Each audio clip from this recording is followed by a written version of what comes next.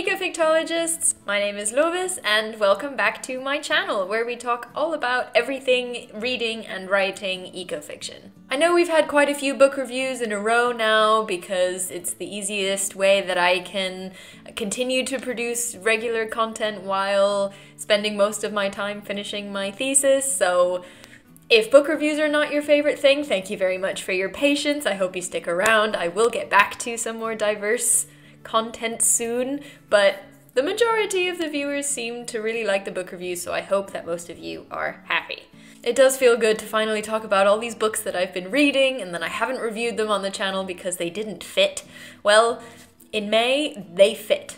End of story, they fit. So today is another book review and one that I am very excited about. It's a novella by Octavia Cade. It's called The Impossible Resurrection of Grief. Isn't that the most beautiful title? The book is published by Stelliform Press, so I do want to take just a short minute to give them a shout out. They are a small press publishing out of Hamilton, Ontario, Canada, focusing on genre, sci-fi, fantasy and horror, and literary fiction and creative non-fiction, which takes up the conversation around the climate emergency and an intersectional view of environmental justice.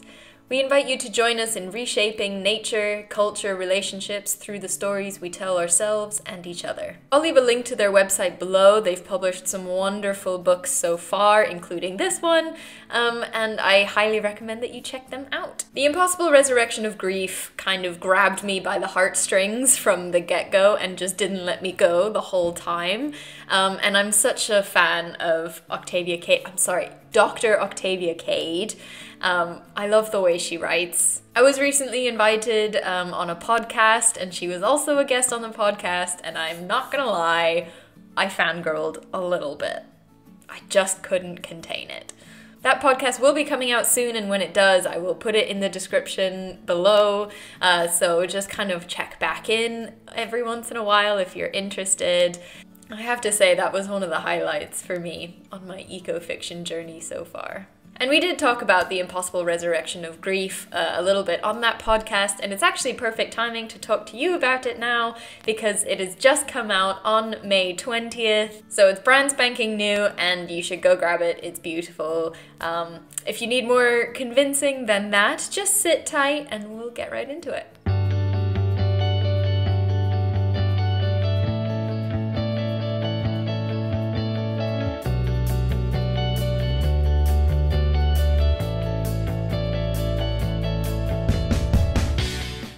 First up, as always, a spoiler-free summary. Actually, before we get too far into it, I do want to place a slight trigger warning here for all of my viewers who are maybe sensitive to topics such as suicide, as that will feature in this book review. I will place timestamps in the description below if you want to skip ahead past the summary and the first part of the discussion, and then I don't mention it again for the rest of the book review. So there is still content for you to enjoy, just look down in the description. The Impossible Resurrection of Grief is, as this title suggests, a story about grief, specifically this concept of ecological or climate grief. We'll talk more about that in a minute, but this book kind of dials it up a notch to where if you are grief-stricken, you generally are perceived to go a little crazy, and it almost always ends in suicide. The grief in this book is very specific to every person, focusing on what that person is most devastated to lose in the environment, be that a specific species or an ecosystem. Our protagonist, Ruby, who is a jellyfish researcher, experiences grief through her friend, who is grief-stricken and kind of mentally transitions into the sea witch. That's what she calls herself. She's angry and devastated about the loss of the Great Barrier Reef, which in this book has died due to climate change, and the Great Barrier Reef was her area of study. She leaves behind letters that lead Ruby on this journey of discovery to people who, propelled by their own grief, are trying to resurrect dead and extinct species. Species such as the Tasmanian tiger, which is depicted on this beautiful cover. But what is the cost of these resurrections, and what is the ultimate goal of these projects? This was such a fascinating book. I think I inhaled it in maybe a couple days. It was so captivating. Ecological grief is something that I've talked about on this channel before. I will leave links to those videos in the description, as well as put some cards up here somewhere.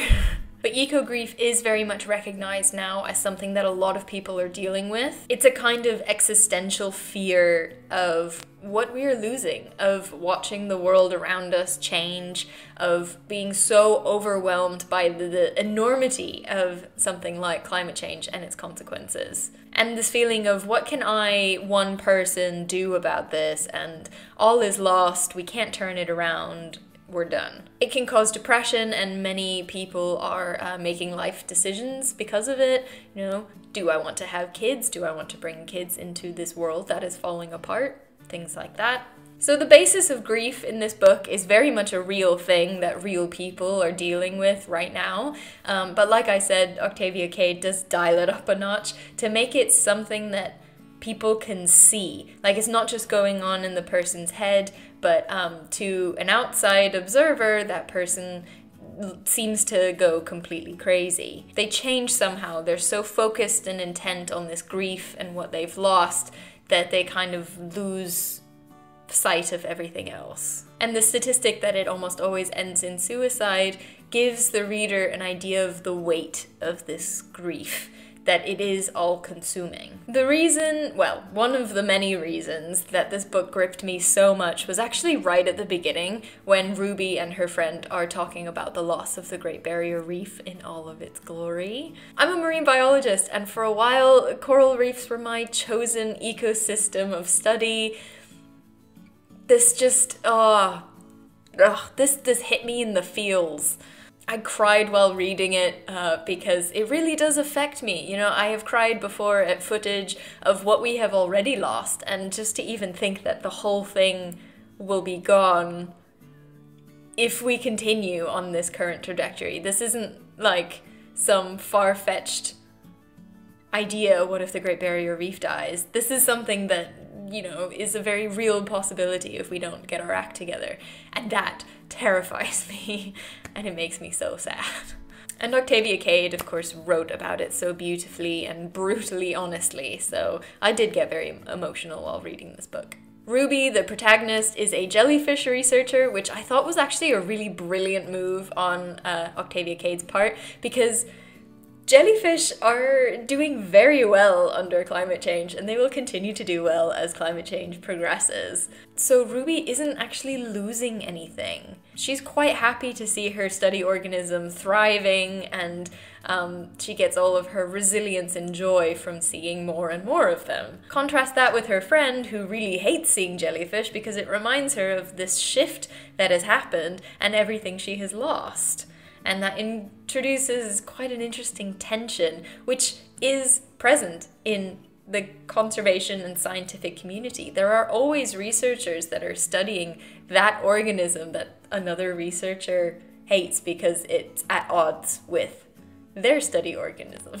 Ruby's journey following her friend's letters was so interesting to me because it leads her to meet these people who, you know, through their own grief have decided and attempted to do the impossible, which is resurrect an extinct species, which is something that I'm sure every ecologist would love to do for their study organism or ecosystem. There is something like on the edge dangerous here though, of course, because you don't know what the consequences of these projects will be, and grief has narrowed their focus so much that they either don't care about the consequences, or the consequences are actually the point, because they're not only sad, they are also furious. They're also angry at us, humans, which are the reason that their beloved species have gone extinct. Anger is also a really big part of ecological grief.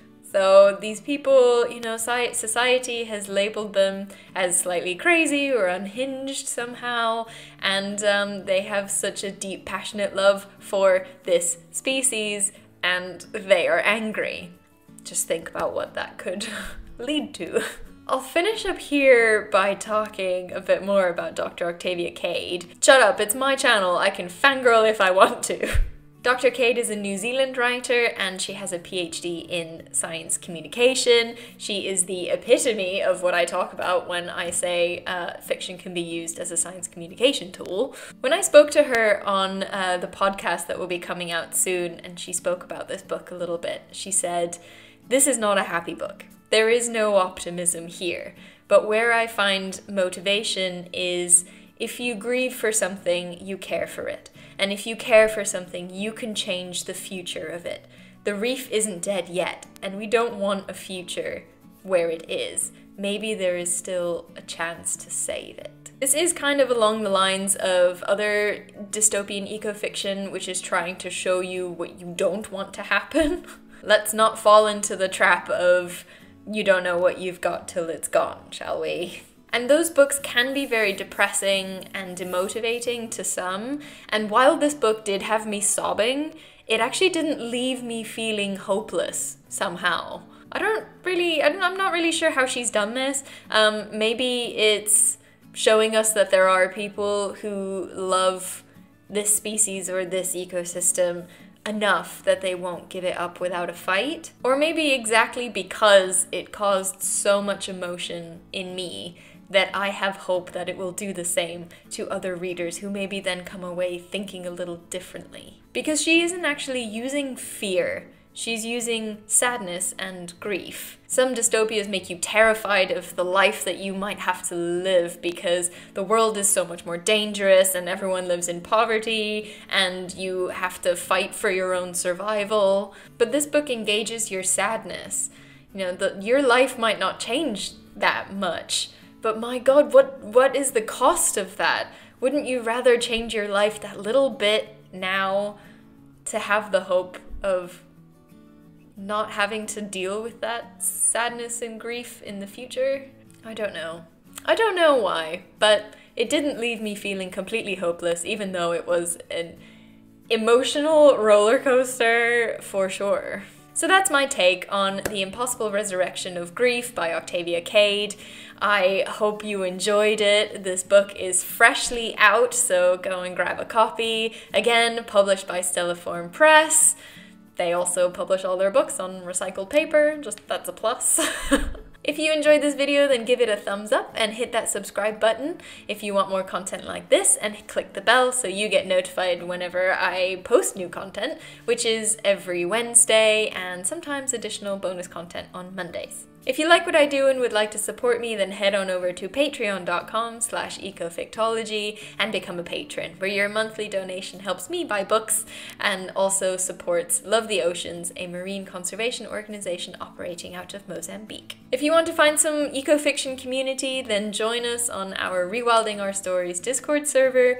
We've got all kinds of people looking at ecofiction from all kinds of angles, and there's plenty of opportunities to find some community and get some recommendations and collaborations going. We have a good time.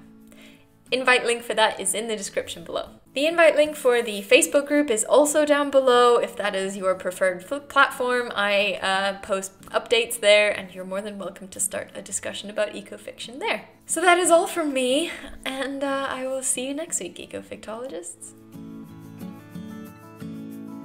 Well, in May, they fit. End of story, they fit. All of them. This is how today is going for me.